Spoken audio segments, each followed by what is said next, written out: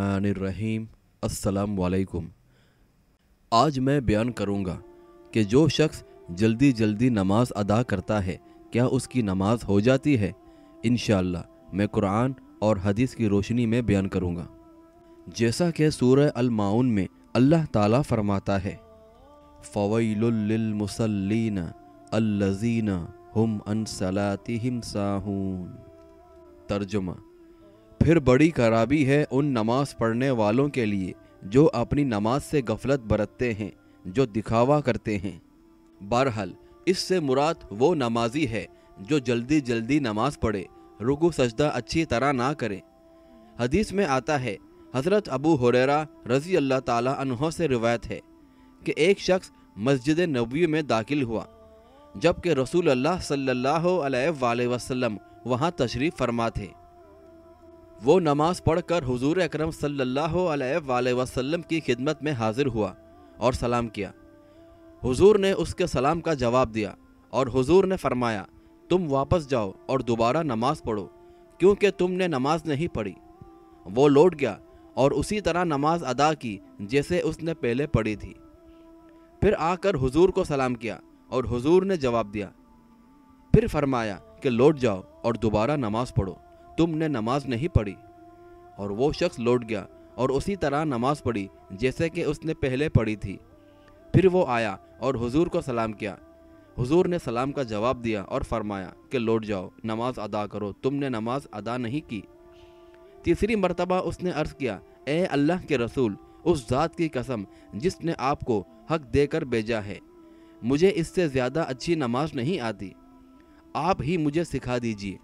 हुजूर अकरम सल्लल्लाहु अलैहि वसल्लम ने इरशाद फरमाया, जब तुम नमाज के लिए खड़े हुआ करो तो अल्लाहु अकबर कहा करो।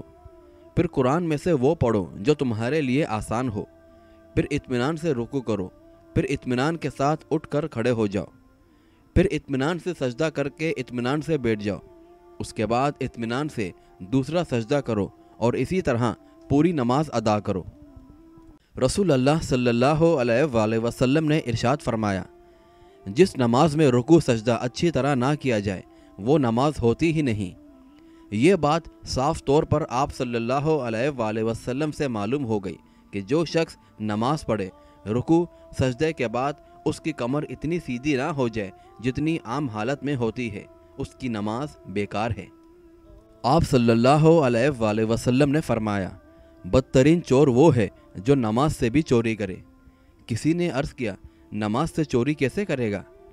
हुजूर अकरम सल्लल्लाहु अलैहि वसल्लम ने फरमाया, अपनी नमाज में रुकू सजदे को पूरे तौर से अदा ना करे और ना ही उसमें किरात पूरी करे। और इमाम अहमद रहमतुल्लाह अलैह ने हज़रत अबू हुरैरा रज़ी अल्लाह ताला अन्हो से रवायत किया है कि जनाब रसूल अल्लाह सल्लल्लाहु अलैहि वसल्लम ने इरशाद फरमाया, जो शख्स रुकू सजदे के दरमियान अपनी कमर सीधी ना करे, अल्लाह ताला उसकी नमाज की तरफ तवज्जो ही नहीं फरमाते। बहरहाल हज़रत उमर बिन खत्ताब रज़ी अल्लाह ताला अन्हो ने हज़रत मोहम्मद सल्लल्लाहु अलैहि वसल्लम से ये रवायत किया है कि जब भी कोई शख्स नमाज पढ़ता है तो उसके दाएं और बाएं एक एक फरिश्ता होता है। अगर उस नमाज को पूरी तरह पढ़ता है तो वो उसे लेकर आसमान की तरफ चढ़ जाते हैं। अगर वो उसको अच्छी तरह ना पढ़े तो उसकी नमाज उसके मुंह पर मार देते हैं। हज़रत इबादा बिन सामित रज़ी अल्लाह ताला अन्हो से रिवायत है कि रसूल अल्लाह सल्लल्लाहु अलैहि वसल्लम ने इरशाद फरमाया, जिसने अच्छी तरह वज़ू किया, फिर नमाज के लिए खड़ा हुआ, फिर रुकू सजदा और किरात को पूरा अदा किया, तो वो उसको दुआ देती है कि अल्लाह तेरी भी ऐसी ही हिफाजत करे जैसे तूने मेरी हिफाजत की। फिर वो नमाज रोशन और नूरानी बनकर आसमान की तरफ चढ़ती है। उसके लिए आसमान के दरवाजे खुल जाते हैं, हत्ता कि वो अल्लाह ताला की बारगाह तक पहुंच जाती है और उस नमाजी के लिए सफारशी बनती है।